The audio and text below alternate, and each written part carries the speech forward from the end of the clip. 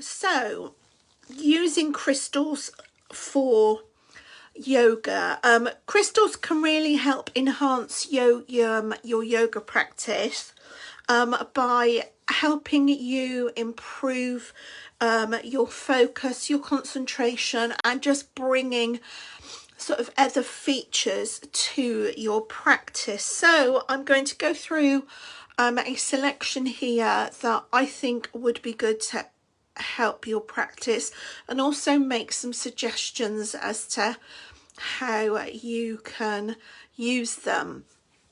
So let's start with which ones to use.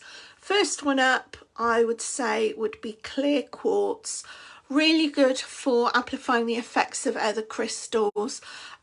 Good for sort of attaching to connecting with your higher self, and lots of other things. So a clear quartz is one I would put in my crystals for yoga.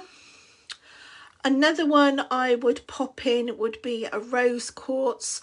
Rose quartz, really good for opening your heart chakra, really good for self-love, which you're giving yourself when you do some yoga practice, but also really good for balance as well, because your sort of heart chakra is halfway through your chakras.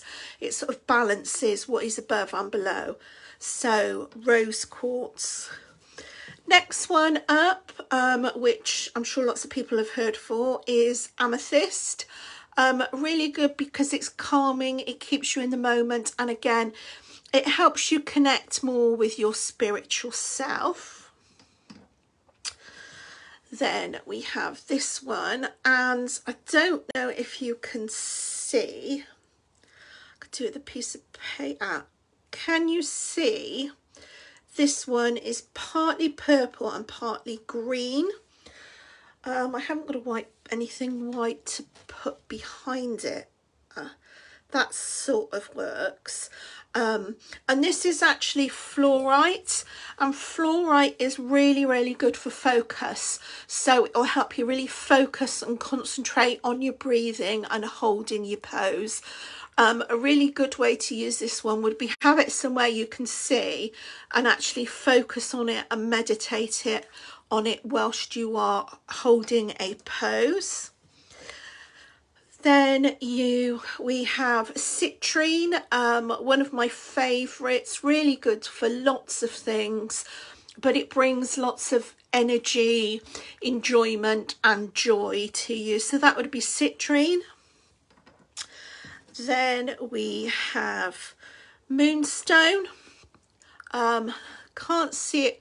This is actually a rainbow moonstone, and if you get it in the light right, not got the right kind of light today, you will actually see sort of rainbows and sparkles in it.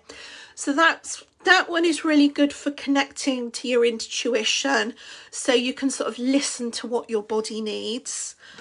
And then finally, some stones just to ground you, to keep you in the here and now, and that could be a mixture.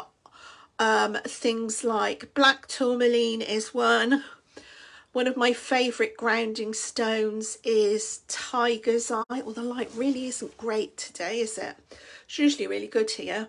Tiger's eye, or something like a snowflake obsidian or an obsidian. So think your sort of black, your red and your brown crystals for grounding. So how would you use them during your practice?